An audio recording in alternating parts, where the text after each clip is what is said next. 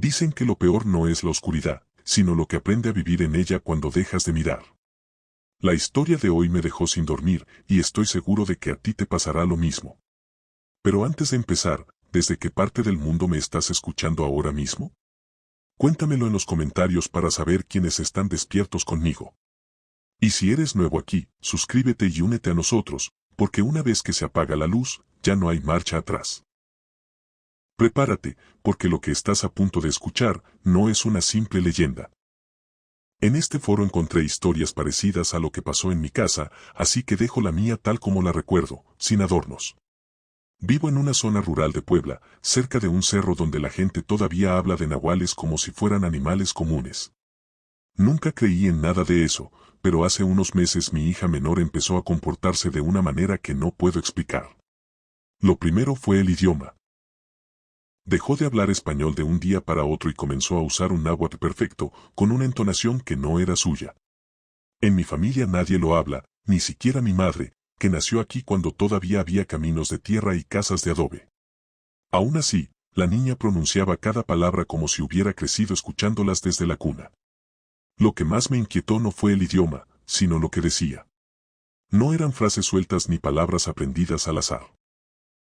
Eran insultos, acusaciones, detalles íntimos de la vida de nuestros vecinos, cosas que solo ellos podían saber. La primera vez que la escuché hablar así pensé que estaba repitiendo algo que oyó en la calle, pero cuando mencionó un pecado viejo de don Rogelio, algo que él hizo antes de casarse y que solo 3 personas conocían, supe que aquello no era normal. La voz tampoco era la suya. Sonaba más grave, más lenta, como si hablara a alguien mayor usando su cuerpo.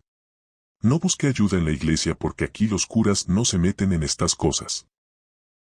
Fue un curandero del pueblo vecino quien vino a verla, y desde que cruzó la puerta dijo que la niña no tenía un demonio, sino que su alma había sido cambiada por algo del cerro. No entendí nada en ese momento, pero él hablaba con una seguridad que me heló la sangre. Dijo que no era la primera vez que pasaba en esta región, que antes de que llegaran los templos y los rezos ya había cosas que caminaban entre los árboles buscando cuerpos pequeños para esconderse. La primera noche en que la niña habló así, mi esposa quiso llevarla al médico del pueblo, pero yo insistí en esperar. No porque no me preocupara, sino porque había algo en su mirada que no encajaba con una enfermedad. No era fiebre, no era confusión, no era delirio. Era una especie de atención demasiado precisa, como si estuviera escuchando algo que nosotros no podíamos oír. Se quedaba mirando hacia la ventana, hacia el cerro, como si alguien la estuviera llamando desde allá arriba. No lloraba, no temblaba, no parecía asustada. Solo observaba, con una calma que no era propia de una niña de su edad. Esa calma me inquietó más que cualquier grito. Al día siguiente, cuando fui a revisar los animales, la encontré parada junto al corral, descalza, con los pies llenos de tierra húmeda. No sé cuánto tiempo llevaba ahí, pero estaba mirando hacia el monte con la misma expresión de la noche anterior. Cuando me acerqué, empezó a hablar en náhuatl, pero esta vez no eran insultos ni secretos ajenos. Era algo parecido a un canto, una especie de letanía repetida con un ritmo que no reconocí.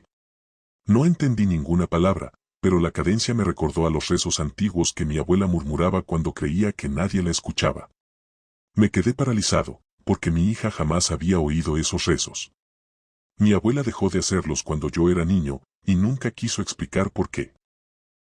Solo decía que había cosas que era mejor no despertar. Esa tarde, cuando el curandero llegó, la niña dejó de hablar. No se escondió ni lloró, simplemente lo observó con una expresión que no supe interpretar. El hombre, un anciano de piel curtida y ojos pequeños, se quedó quieto frente a ella durante varios segundos, como si estuviera evaluando algo que nosotros no podíamos ver. Luego me pidió que la sentara en una silla y que nadie más hablara. Mi esposa quiso quedarse, pero él le pidió que saliera. Dijo que las mujeres de la casa cargaban demasiada memoria y que eso podía interferir. No entendía a qué se refería, pero mi esposa obedeció sin discutir, como si la voz del hombre tuviera un peso que no se podía contradecir. El curandero empezó a hacer preguntas en náhuatl y para mi sorpresa, la niña respondió sin dudar. No era una conversación fluida, sino más bien un intercambio tenso, como si él estuviera tratando de confirmar algo y ella se negara a admitirlo. En un momento, la voz de mi hija cambió. No se volvió grave como antes, sino más áspera, como si hablara a alguien que no estaba acostumbrado a usar cuerdas vocales humanas. El curandero levantó la mano para que yo no interviniera y siguió preguntando. Cuando terminó, me dijo que no se trataba de una enfermedad ni de un espíritu ajeno. Dijo que lo que hablaba a través de mi hija no era un demonio, sino un nahual que había tomado su lugar. Según él, el alma de la niña había sido intercambiada, no robada. Ella no está perdida, dijo, pero no está aquí. No supe qué responder. Nunca había oído hablar de un intercambio así. En mi infancia escuché historias de nahuales que se transformaban en animales, que robaban gallinas o asustaban a los borrachos, pero jamás algo tan específico como un cambio de alma. El curandero explicó que algunos seres del cerro buscaban cuerpos jóvenes para esconderse, especialmente cuando había luna nueva. Dijo que no era casualidad que mi hija hubiera cambiado justo después de que una tormenta fuerte cayera sobre el monte. Cuando el cerro se abre, murmuró, cosas viejas salen a caminar. Esa noche, mientras el curandero preparaba un sahumerio en la cocina, la niña se acercó a mí sin hacer ruido. Me tomó de la mano y me miró con una expresión que no reconocí. No era miedo ni tristeza. Era algo parecido a curiosidad, pero una curiosidad fría, distante, como si estuviera estudiando mi rostro. Luego habló en español por primera vez en días, pero no con su voz. ¿Tú sabes lo que hizo tu abuela?, me preguntó. Sentí un escalofrío inmediato, porque mi abuela llevaba años muerta y jamás hablábamos de ella frente a la niña. Antes de que pudiera responder, la niña sonrió de una manera que no le había visto nunca. Ella también lo vio, dijo. Por eso dejó de rezar.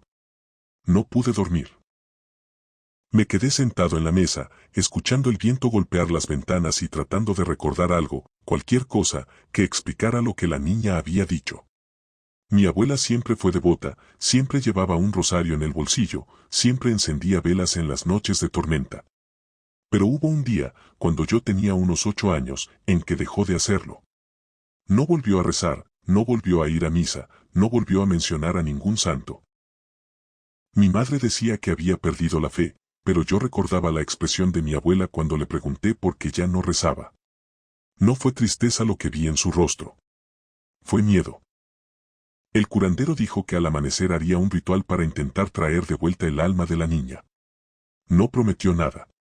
Dijo que a veces funcionaba y a veces no, y que todo dependía de si el nahual estaba dispuesto a soltar lo que había tomado.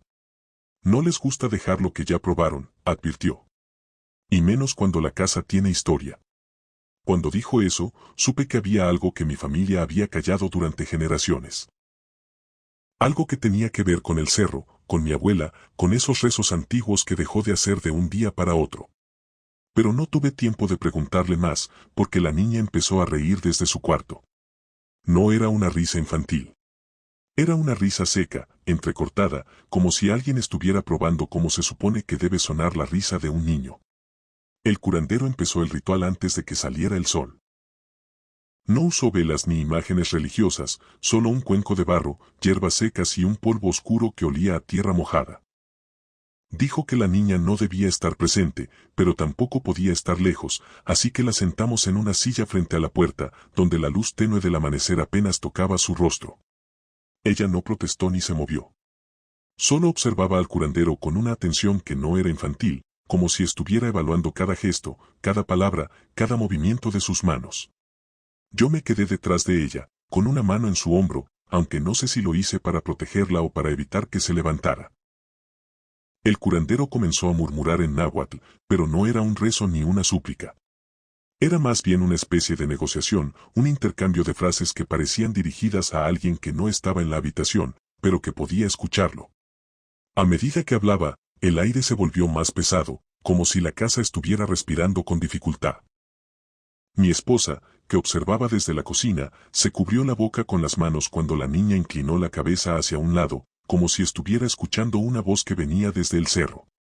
Yo sentí un escalofrío recorrerme la espalda, porque en ese momento supe que no estábamos solos. El curandero tomó un puñado del polvo oscuro y lo arrojó al fuego del cuenco. Una columna de humo espeso se elevó y la niña cerró los ojos. No se desmayó ni gritó, simplemente dejó de estar presente. Su cuerpo seguía ahí, pero algo en su postura cambió, como si hubiera soltado el control por un instante.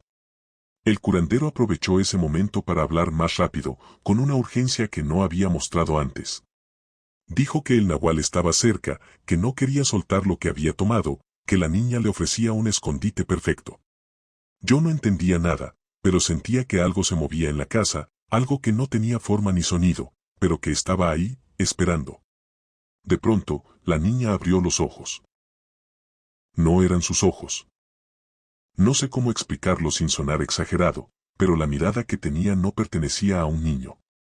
Era una mirada vieja, cansada, como si hubiera visto demasiadas cosas. El curandero retrocedió un paso, sorprendido, y la niña habló en náhuatl con una voz que no era humana. No era grave ni distorsionada, era demasiado tranquila, demasiado segura, como si estuviera acostumbrada a hablar desde cuerpos ajenos. El curandero respondió con firmeza, pero la niña sonrió, una sonrisa lenta que me heló la sangre. Luego dijo algo que el curandero no quiso traducir, pero yo entendí lo suficiente para saber que no era una amenaza, sino una advertencia. El curandero intentó continuar el ritual, pero la niña se levantó de la silla sin que yo pudiera detenerla. Caminó hacia la puerta y miró hacia el cerro, como si estuviera esperando que algo bajara desde la ladera. El curandero gritó su nombre, pero ella no reaccionó.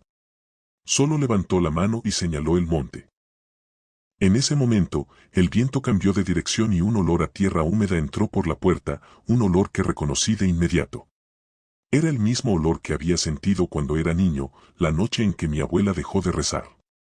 No lo había recordado hasta ese instante, pero ahí estaba, idéntico, como si el tiempo no hubiera pasado.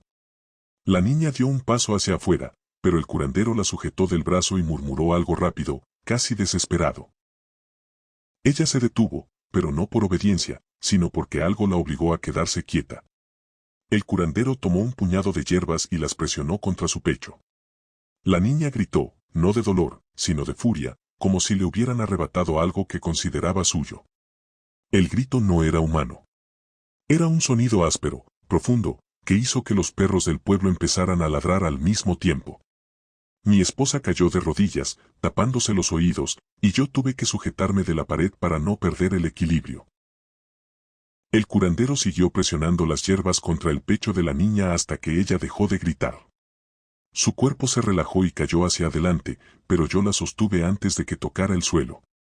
Estaba inconsciente, respirando con dificultad, como si hubiera corrido durante horas. El curandero dijo que el nahual había soltado su alma, pero no se había ido.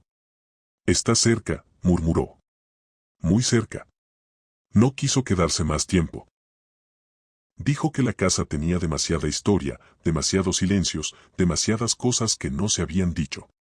Antes de irse, me miró a los ojos y me dijo que no dejara a la niña sola durante las noches.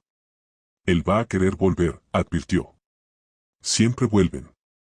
Durante los días siguientes, la niña recuperó el español poco a poco. No recordaba nada de lo que había dicho ni hecho, y yo decidí no contarle nada. Parecía cansada, como si hubiera despertado de un sueño largo y pesado. Mi esposa intentó volver a la rutina, pero la casa se sentía distinta. El silencio era más denso, el viento sonaba diferente, y cada vez que la niña se quedaba quieta mirando hacia el cerro, yo sentía un nudo en el estómago. No quería admitirlo, pero sabía que el curandero tenía razón, algo había quedado cerca. La última noche en que intenté convencerme de que todo había terminado, la niña entró a mi cuarto sin hacer ruido. Yo estaba sentado en la cama, revisando unas herramientas, cuando la vi parada en la puerta. No tenía expresión en el rostro. Solo me observaba, como lo había hecho aquel día en el corral. Le pregunté si necesitaba algo, pero no respondió. Caminó hacia mí con pasos lentos, se subió a la cama y se sentó a mi lado. Pensé que quería dormir con nosotros, como hacía cuando tenía pesadillas, pero entonces sonrió. No era su sonrisa. Era la misma sonrisa que había hecho durante el ritual, la sonrisa que no pertenecía a un niño. Y con una voz tranquila, demasiado tranquila, dijo. Él no se fue. Solo está esperando a que te duermas. La primera vez que la vi estaba sentada en la camilla con la bata mal puesta y la mirada clavada en el suelo, como si estuviera contando algo que solo ella podía ver. No lloraba, no temblaba, no parecía confundida. Tenía esa quietud que uno solo ve en pacientes que ya pasaron por el miedo y ahora están en otra cosa, en un estado más profundo, más silencioso, como si hubieran aceptado algo que los demás todavía no entendemos. Su esposo hablaba por ella, insistiendo en que había sido un ataque de ansiedad, pero yo no podía dejar de mirar las marcas en su espalda, 4 líneas paralelas, largas, hundidas en la piel como si hubieran sido hechas por un animal que sabía exactamente dónde dejar su firma. No sangraban pero parecían recientes, como si la piel aún estuviera decidiendo si cerrarse o abrirse más. La trasladamos a una habitación aislada porque no dejaba de mirar hacia las esquinas y aunque no decía una palabra, su respiración cambiaba cada vez que alguien pasaba cerca de la puerta. No era miedo. Era atención. Como si estuviera esperando que algo entrara. Cuando la sedamos, pensé que por fin descansaría, pero su cuerpo no reaccionó como el de los demás pacientes. No se relajó del todo. Sus manos seguían tensas, los dedos ligeramente curvados, como si estuviera sujetando algo invisible. Me quedé con ella durante el turno nocturno porque los demás no querían encargarse. No lo dijeron, pero lo vi en sus caras. Había algo en esa mujer que no encajaba en el hospital, algo que hacía que el aire se sintiera más pesado cuando uno entraba a su cuarto. A las 2 de la mañana escuché un sonido que no pertenecía a ningún aparato médico.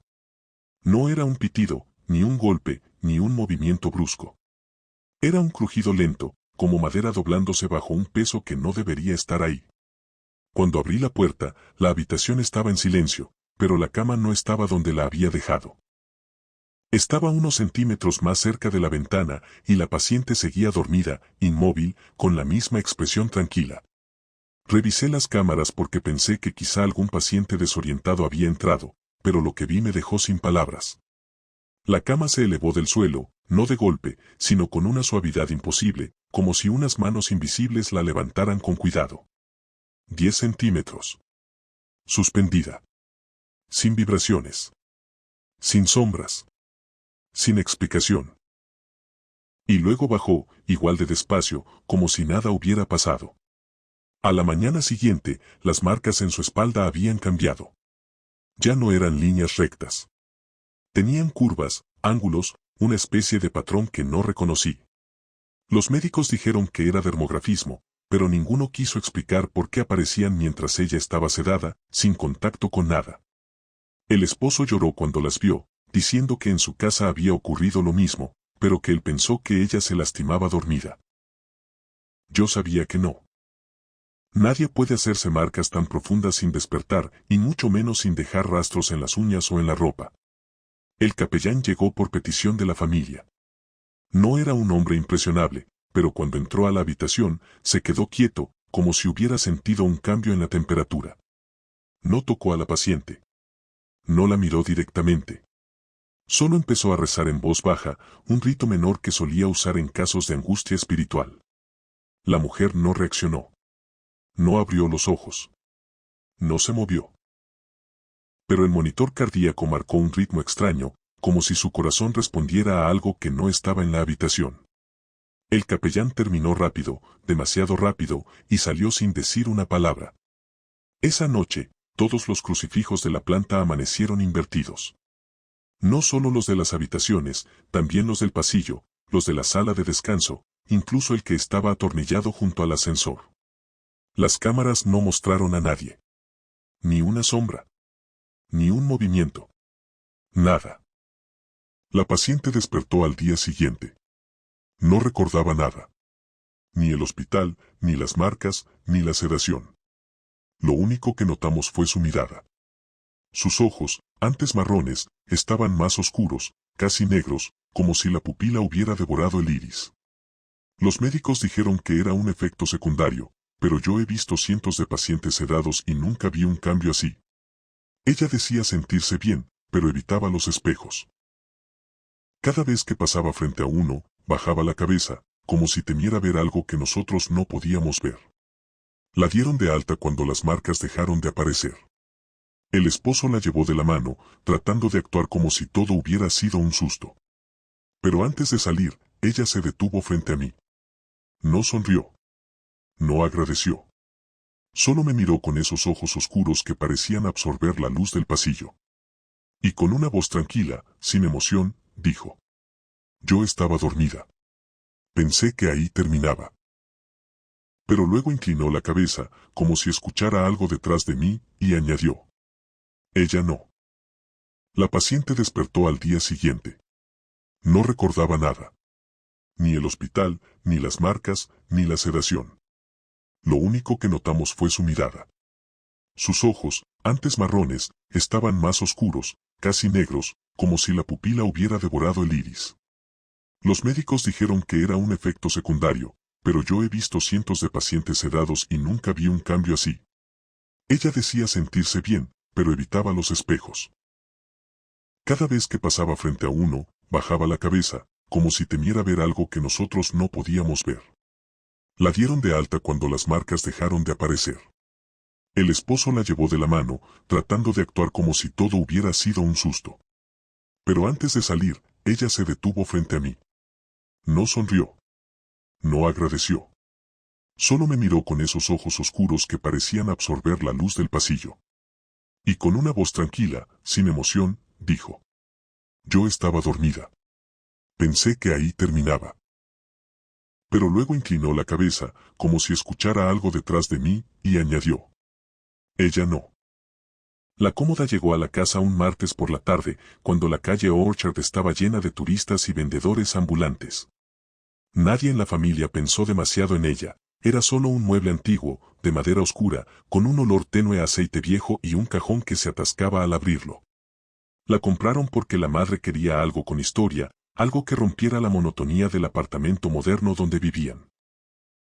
El vendedor del mercado de pulgas no dijo nada especial sobre la pieza, solo que provenía de una casa demolida en Brooklyn y que llevaba años guardada en un depósito. No mencionó la caja pequeña escondida en el fondo del cajón superior, ni la inscripción en hebreo casi borrada por el tiempo. Fue el hijo mayor, Daniel, quien la encontró esa misma noche, cuando intentaba arreglar la madera hinchada. La caja era ligera, del tamaño de una mano, y tenía un cierre oxidado que se dio con un chasquido suave. Nadie supo qué había dentro originalmente, porque estaba vacía. Pero desde que la abrió, la casa dejó de sentirse igual. Los primeros cambios fueron sutiles. Daniel, que siempre había sido reservado, empezó a hablar solo en su cuarto, como si estuviera ensayando conversaciones. La madre lo escuchó una vez y pensó que estaba practicando para una presentación escolar, pero la voz que respondió desde el interior del cuarto no era la suya. Era más grave, más lenta, con un acento que ninguno reconoció. Cuando le preguntaron, Daniel dijo que no había hablado con nadie, que solo estaba pensando en voz alta. Pero la hermana menor insistió en que había escuchado dos voces, una de niño y otra de anciano, mezclándose como si compartieran el mismo aliento. El padre lo llevó al médico, y el diagnóstico fue esquizofrenia temprana. Sin embargo, los episodios solo ocurrían durante el sabbat, cuando la casa estaba en silencio, sin pantallas, sin música, sin distracciones.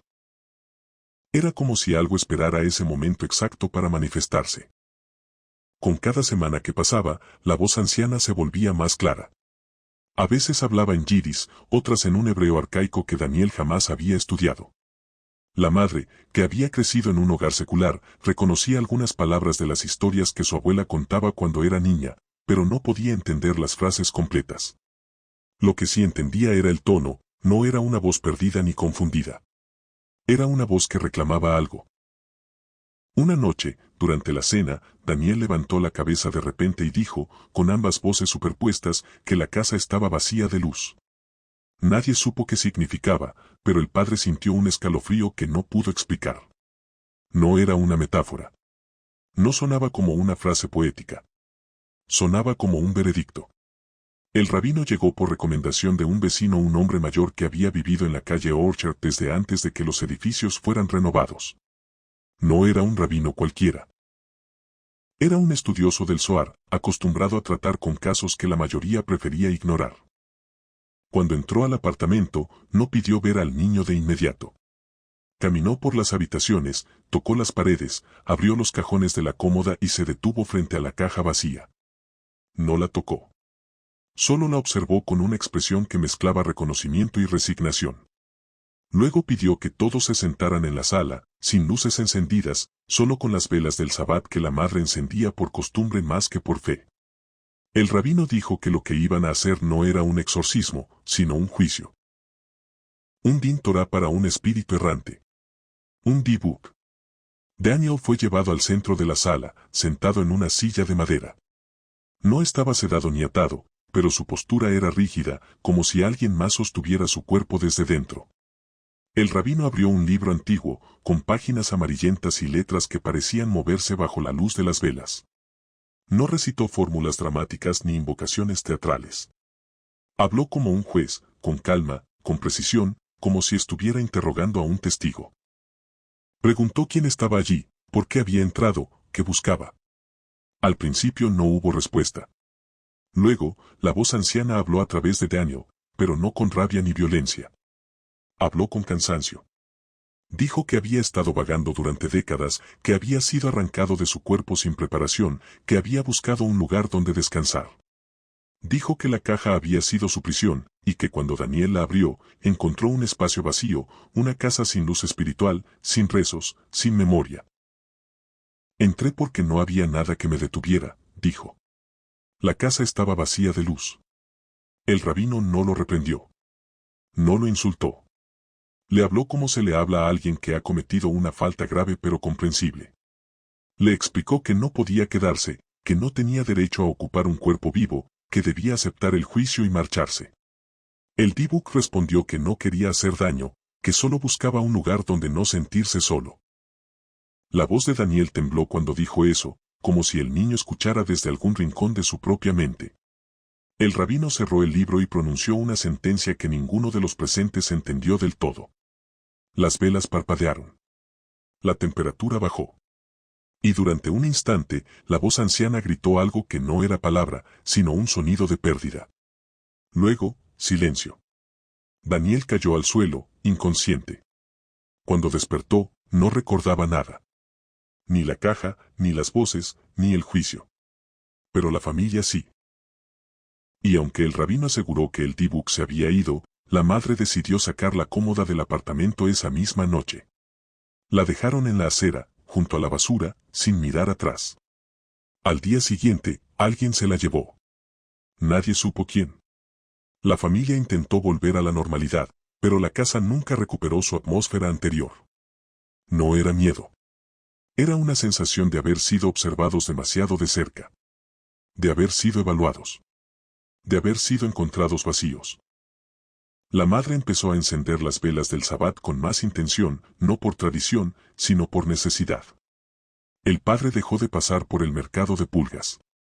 Y Daniel, aunque volvió a ser un niño tranquilo, evitaba abrir cajones que no conocía. En el pueblo de San Zulián, donde la niebla baja cada tarde como si quisiera escuchar lo que murmura la gente, todos conocían a Carmen García. Era una mujer fuerte, acostumbrada a trabajar la tierra, con un carácter que no se dejaba doblar por nada. Por eso, cuando empezó a adelgazar de manera tan brusca que sus vestidos parecían colgarle como trapos, nadie pensó en enfermedad. En Galicia, cuando algo inexplicable ocurre, la primera sospecha siempre apunta a una meiga, a una mirada torcida, a un mal de ojo que se cuela por la ventana cuando uno no está atento. La familia lo asumió así al principio, como un mal deseo que alguien le había echado por envidia. Pero lo que vino después no encajaba en ninguna superstición conocida. La primera vez que vomitó clavos oxidados, su marido creyó que era una broma macabra. Los clavos estaban viejos, cubiertos de una capa de óxido que parecía llevar décadas formándose. No había sangre, no había cortes en su garganta, no había explicación médica que justificara cómo habían llegado a su estómago. La llevaron al centro de salud del pueblo, donde el médico, un hombre práctico que no creía en nada que no pudiera medir con un estetoscopio, pidió análisis y radiografías. No encontraron nada. Ni heridas internas, ni objetos metálicos, ni restos de haber ingerido algo peligroso. Aún así, esa misma noche, Carmen volvió a vomitar, esta vez mechones de pelo negro que no eran suyos. El marido guardó los mechones en una bolsa, temblando, porque reconoció el olor a humedad vieja que tenían, como si hubieran salido de un pozo. La noticia corrió por el pueblo más rápido que el viento. Algunos decían que era cosa de brujería, otros que alguien le había hecho un trabajo, otros que había ofendido a un espíritu del monte. Pero la madre de Carmen, una mujer silenciosa que apenas hablaba con nadie, fue la única que dijo algo distinto. Esto no es mal de ojo, murmuró. Esto es otra cosa. No quiso explicarlo, pero su expresión bastó para que el marido buscara ayuda fuera del pueblo. Fue así como llegó el sacerdote de la diócesis, un hombre joven que no tenía experiencia con nada parecido, pero que aceptó venir porque el caso había empezado a llamar la atención de gente que prefería no involucrarse. Cuando el sacerdote vio a Carmen, no intentó tranquilizar a la familia con palabras vacías. Ella estaba sentada en la cama, con la espalda encorvada y los ojos hundidos, pero no parecía débil. Parecía atenta. Como si escuchara algo detrás de las paredes. El sacerdote le habló en voz baja, preguntándole si sentía dolor, si recordaba lo que había pasado. Carmen no respondió. Pero cuando él mencionó la palabra bendición, ella levantó la cabeza y sonrió. No fue una sonrisa humana. Fue una mueca lenta, tensa, como si su rostro estuviera siendo movido desde dentro por manos que no sabían imitar expresiones humanas. El trance llegó sin aviso. Carmen empezó a murmurar palabras en gallego antiguo, un dialecto que ni el sacerdote ni la familia reconocieron. Luego, con una voz que no era la suya, dijo que bajo el altar de la iglesia del pueblo había algo enterrado desde hacía 50 años. Un fetiche. Un objeto que nunca debió estar allí.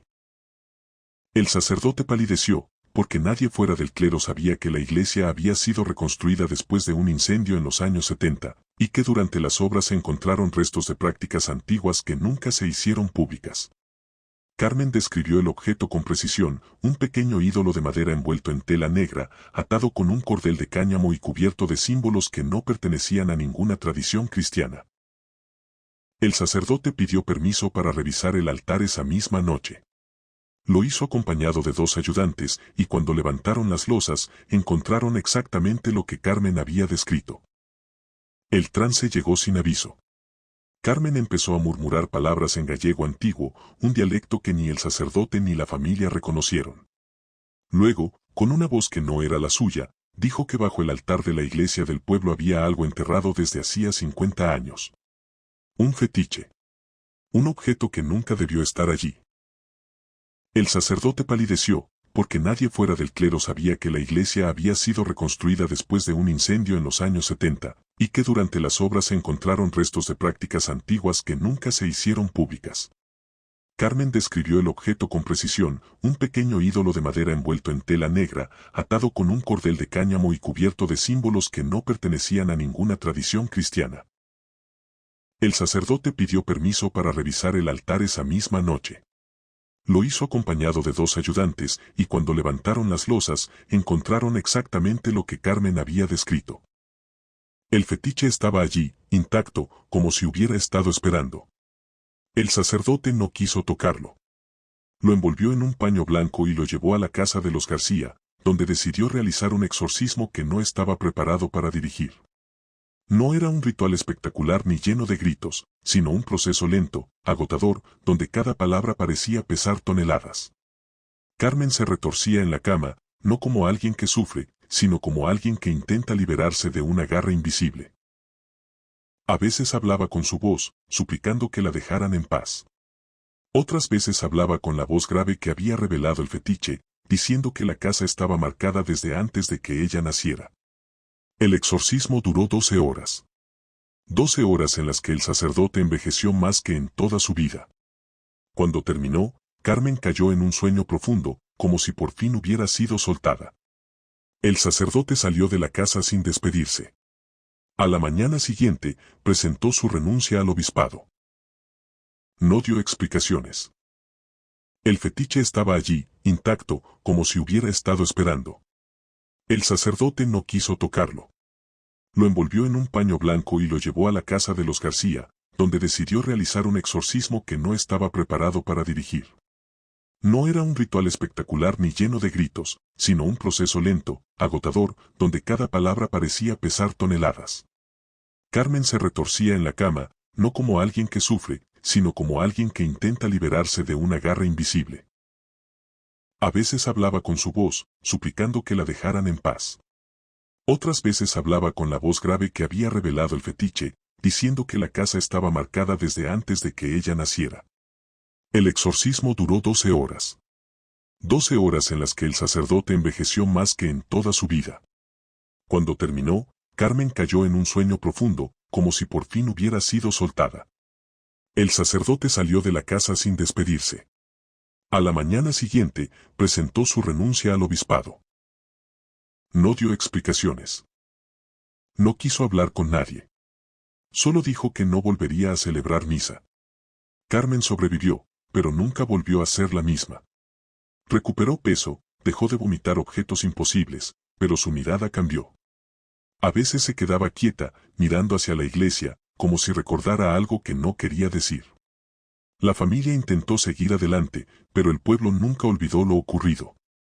El fetiche fue llevado a un lugar que nadie quiso revelar y el altar fue sellado de nuevo.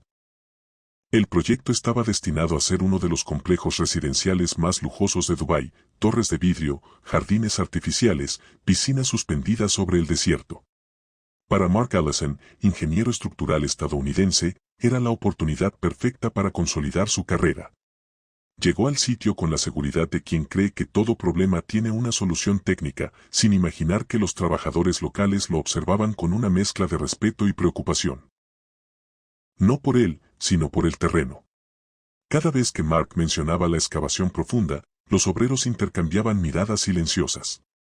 No querían trabajar de noche. No querían excavar más allá de cierto punto. Y cuando él preguntó por qué, solo respondían que debajo de esa arena no hay descanso. Mark lo atribuyó a supersticiones. En su informe inicial escribió que el terreno era estable, que no había riesgo geológico, que las historias sobre un antiguo cementerio beduino eran exageraciones sin fundamento. Pero la primera semana de trabajo bastó para que empezara a dudar. Las máquinas fallaban sin razón, motores que se apagaban de golpe, sensores que marcaban temperaturas imposibles, excavadoras que vibraban como si golpearan algo sólido cuando solo había arena. Los técnicos revisaban todo una y otra vez sin encontrar fallas. Y cada noche, cuando el viento soplaba desde el interior del desierto, los guardias juraban escuchar risas de niños. No gritos. No llantos. Risas. Risas que se movían entre las dunas como si jugaran a esconderse. Mark no creía en nada de eso, pero una madrugada, mientras revisaba los planos en la caseta de obra, escuchó un golpe seco. Pensó que era una herramienta caída, pero cuando salió, encontró a uno de los trabajadores, un hombre llamado Hassan, de pie en medio del terreno, mirando hacia la oscuridad. No respondía. No parpadeaba. Solo respiraba de manera irregular, como si algo dentro de él estuviera tratando de acomodarse. Cuando Mark se acercó, Hassan giró la cabeza con un movimiento demasiado rápido, demasiado brusco, y lo miró con unos ojos que no parecían suyos. No dijo su nombre. No dijo nada humano. Solo murmuró una frase en árabe antiguo que Mark no entendió, pero que los demás obreros reconocieron de inmediato. Retrocedieron con terror. Uno de ellos gritó que no era Hassan. Que lo que hablaba desde su cuerpo era un jinn de fuego. Lo que ocurrió después no encaja en ningún informe oficial. Hassan empezó a convulsionar, pero no como un ataque epiléptico. Sus músculos se tensaban con una fuerza que parecía imposible. 3 hombres intentaron sujetarlo y fueron lanzados al suelo como si fueran muñecos. Mark vio cómo el metal de una baranda se doblaba cuando Hassan la agarró con una sola mano. No era fuerza humana. No era rabia. Era otra cosa. Algo que usaba su cuerpo como si fuera un recipiente demasiado pequeño. Los obreros llamaron a un imán del barrio cercano. No era un exorcista profesional ni un hombre acostumbrado a rituales extremos, pero conocía los versículos del Corán que se recitan cuando un jinn se manifiesta. Llegó sin prisa, sin dramatismo, como si supiera exactamente qué esperar.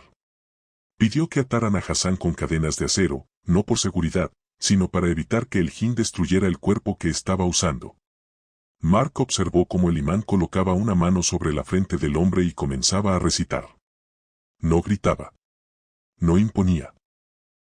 Su voz era firme, constante, como si estuviera recordándole a algo antiguo que no tenía derecho a estar allí. Hassan reaccionó con violencia. Las cadenas se tensaron hasta el límite. El metal crujió. Mark vio cómo los eslabones se deformaban bajo una fuerza que ningún ser humano podría ejercer. El imán no se detuvo. Siguió recitando, incluso cuando Hassan empezó a hablar con una voz doble, la suya y otra más profunda, más seca, como brasas moviéndose dentro de un horno. La voz decía que habían profanado un lugar que no les pertenecía. Que habían removido huesos que no debían tocarse. Que el desierto no olvida. El ritual duró casi una hora. Cuando terminó, Hassan cayó al suelo, inconsciente, con la respiración débil pero estable. El imán se levantó con dificultad y miró a Mark con una expresión que no era de reproche, sino de cansancio. Le dijo que el jinn no había venido por Hassan, sino por la obra. Que no era un espíritu errante, sino un guardián. Que había sido despertado por la excavación. Y que mientras siguieran construyendo allí, no habría paz. Mark quiso discutir, pero no pudo. No después de ver lo que había visto. No después de escuchar las risas de niños en un desierto donde no había nadie. No después de ver acero doblarse como arcilla. La empresa decidió continuar con el proyecto. Había demasiado dinero invertido. Demasiados contratos firmados. Mark firmó los informes, pero cada noche, cuando revisaba los planos, sentía que algo lo observaba desde la ventana. No veía nada. No escuchaba nada. Pero la sensación estaba ahí, persistente, como un recordatorio. Un mes después, un derrumbe parcial detuvo la obra. No hubo muertos, pero varios trabajadores renunciaron. Dijeron que no volverían a pisar ese terreno. Que no querían despertar lo que dormía bajo la arena. Mark regresó a su país poco después. Nunca volvió a Dubái. Pero a veces, cuando intenta dormir, recuerda la voz de Hassan, o lo que hablaba a través de él, diciendo que el desierto no olvida. Y aunque intenta convencerse de que todo tuvo una explicación racional, hay noches en las que se despierta sobresaltado, seguro de haber escuchado algo. La estancia llevaba abandonada más de 30 años, pero todos en el pueblo sabían que antes había pertenecido a los Rinaldi, una familia que desapareció sin dejar rastro. No hubo incendios, no hubo cuerpos, no hubo explicaciones.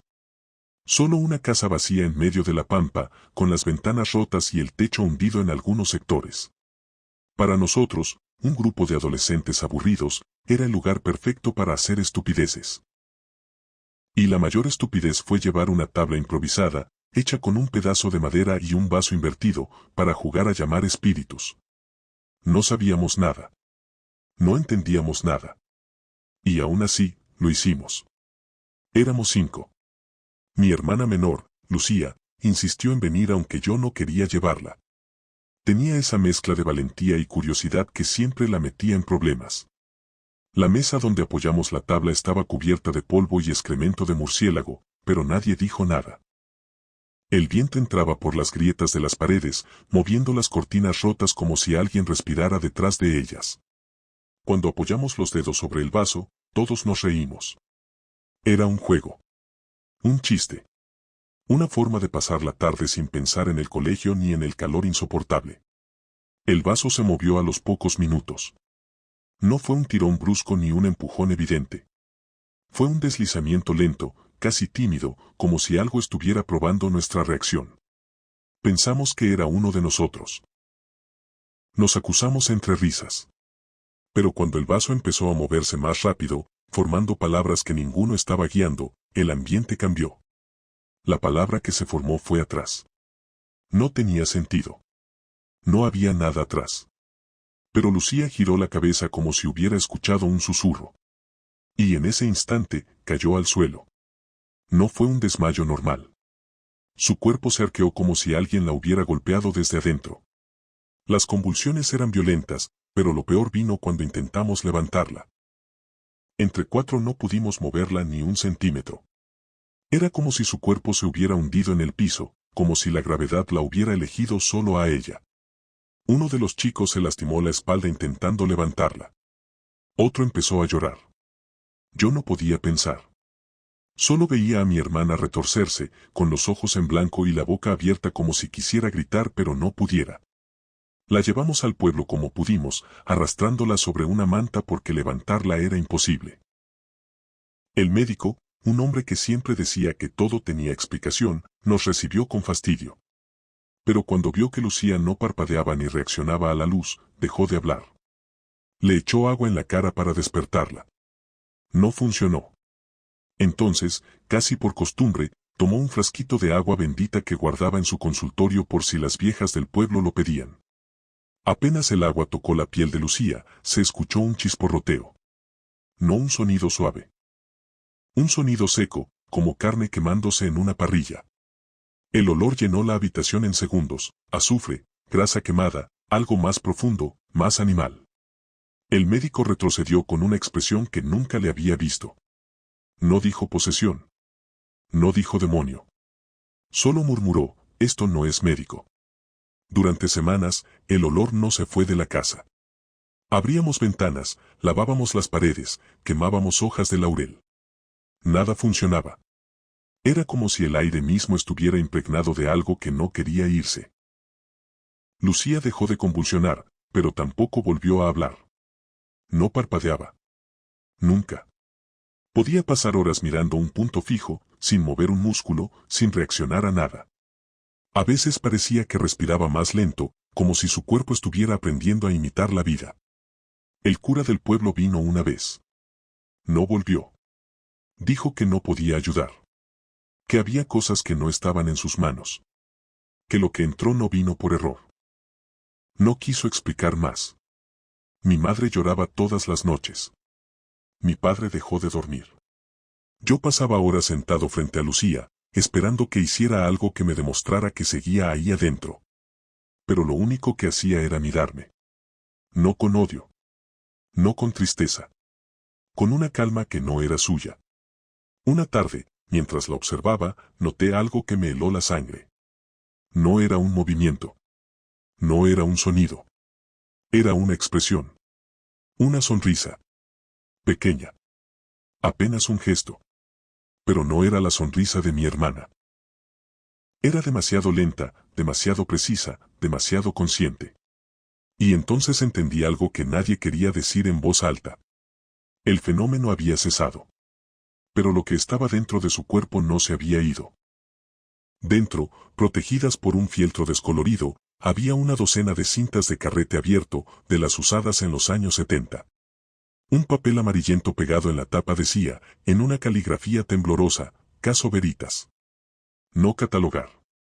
No reproducir sin autorización del prefecto.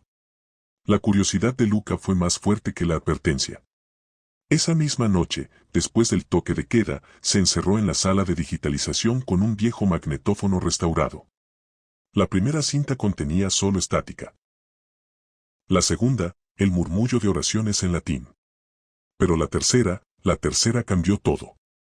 La grabación comenzaba con el sonido de una puerta de hierro cerrándose. Luego, una voz de hombre, grave y tensa, identificaba la sesión, Exorcismo de María Agnese Volpe, 14 de noviembre de 1974. Asisten el padre Lorenzo Bianchi y el hermano Gabriele Conti. Tras unos segundos de silencio, una voz femenina surgió, pero no era humana. Era un sonido gutural, rasposo, como piedras moliéndose en las profundidades de la tierra. La entidad, a través de la mujer, comenzó a burlarse de los ritos, a maldecir en lenguas desconocidas. Luego, de repente, su tono cambió. Adoptó una cadencia profética, clara y aterradoramente precisa. Veo torres gemelas que caen como castillos de naipes bajo el cielo de septiembre, declamó. Luca, escuchando con los auriculares puestos, sintió un escalofrío. Era 2001. Él tenía 11 años cuando ocurrió. La voz continuó, describiendo con lujo de detalles la pandemia de un virus que paralizaría el mundo décadas después. Habló de un conflicto en el este de Europa, de ciudades bombardeadas, de ríos que se teñirían de rojo. Cada predicción era un eco macabro de los titulares que Luca había leído en su vida. Pero el momento más aterrador llegó después. La voz hizo una pausa, y luego dijo, con una claridad cristalina. ¿Y tú, pequeño Luca, qué escuchas estas palabras, desde el año en que el hombre juega a ser Dios con máquinas que piensan, crees que tu fe te protegerá? Naciste un martes de lluvia, el 12 de marzo de 1990. Tu madre quería llamarte Giovanni, pero tu padre insistió en Luca, por el santo de su pueblo. Luca arrancó los auriculares como si le hubieran dado una descarga. Aquella información era correcta. Imposiblemente correcta. Él no existía en 1974. Sus padres ni siquiera se conocían. El aire en la pequeña sala se volvió espeso, irrespirable. Con manos temblorosas, rebobinó la cinta. La voz profética había cesado. Solo quedaban los jadeos de la mujer poseída y los murmullos consternados de los exorcistas. Y entonces, justo antes de que la cinta llegara a su fin, surgió la risa. No era la risa de la entidad burlona de antes. Era algo distinto. Un sonido agudo, estridente, que ascendía en espiral, llenando cada frecuencia audible hasta un punto doloroso. Luca detuvo la grabación, el corazón golpeándole las costillas. Los días siguientes fueron un tormento. Luca no podía concentrarse en sus estudios. La risa resonaba en sus sueños, un eco persistente que se colaba en sus horas de vigilia. Decidió hacer algo imprudente. Usando un software de análisis de audio moderno, propiedad de un amigo estudiante de ingeniería acústica, digitalizó el fragmento final de la cinta. Los resultados le quitaron el poco sueño que le quedaba. El espectrograma mostraba algo imposible. La risa no solo ocupaba el rango audible para el humano. Se extendía hacia frecuencias ultrasónicas y subsónicas de una manera que ningún aparato vocal humano, ni ningún equipo de grabación de los años 70, podía producir o captar. Peor aún, el patrón no era caótico. Formaba una secuencia repetitiva, una especie de firma acústica que el software identificó como estructura no aleatoria con propiedades matemáticas complejas. Era como escuchar el código fuente del miedo. Luca compartió sus hallazgos, entre el pánico y la fascinación, con su mentor, al que llamaremos, el padre Mateo. El anciano sacerdote palideció al escuchar la descripción de la cinta y el nombre del caso, Veritas. Ese archivo fue sellado por una razón, hijo mío, susurró el padre Mateo, sus ojos vidriosos fijos en un punto lejano. María Agnese no estaba poseída por un demonio cualquiera. Los que la atendieron creían que era algo más antiguo. Algo que mira a través del tiempo como nosotros miramos a través de una ventana. No predice el futuro, Luca. Lo observa. Y a veces, interactúa. La explicación no trajo consuelo, solo una comprensión más profunda del horror. La entidad no solo había visto a Luca en el flujo del tiempo, había dejado un mensaje, una marca sonora, específicamente para él, décadas antes de su nacimiento. La última semana de Luca en el seminario fue un lento desmoronamiento. Dejó de asistir a las clases. Se le veía merodeando por la biblioteca a altas horas de la noche, ojeroso y demacrado. Le dijo a su compañero de habitación que la risa ya no solo estaba en la grabación, empezaba a escucharla en el crujir de las maderas del viejo edificio, en el silbido del viento en los claustros, incluso en el latido de su propio corazón cuando todo estaba en silencio. La mañana del séptimo día después de su descubrimiento, su cama apareció intacta, pero vacía. Sus pertenencias seguían allí, incluso su diario abierto en una página donde había escrito, una y otra vez, la misma frase, la risa no se apaga. Se abre paso. Una investigación discreta de las autoridades eclesiásticas no arrojó pistas. Luca Rossi había desaparecido sin dejar rastro, como absorbido por el mismo silencio que ahora ocupaba su habitación. El archivo Veritas fue reubicado, su nueva ubicación conocida solo por el cardenal prefecto en funciones. El magnetófono usado por Luca fue destruido. Pero a veces, los seminaristas más nuevos, aquellos asignados al turno de noche en la biblioteca, juran escuchar, entre el susurro de las páginas y el crujir de las vigas, el eco lejano de una risa. Una risa que sube y baja en frecuencias que el oído humano no puede captar del todo, pero que el cuerpo sí siente, como un escalofrío que nace en la médula y se expande hasta helar la sangre. Y los más curiosos, los que se atreven a husmear en los registros digitales más antiguos del seminario, encuentran una carpeta encriptada y vacía, cuyo nombre de archivo simplemente dice, para el que viene después. No abras esto. Nadie sabe quién la creó. Pero todos notan que la fecha de modificación del sistema está puesta para un día de la semana siguiente. Siempre para la semana siguiente. Como si alguien, o algo, estuviera esperando al próximo que sintiera la curiosidad, la necesidad irresistible de escuchar lo que no debe ser escuchado.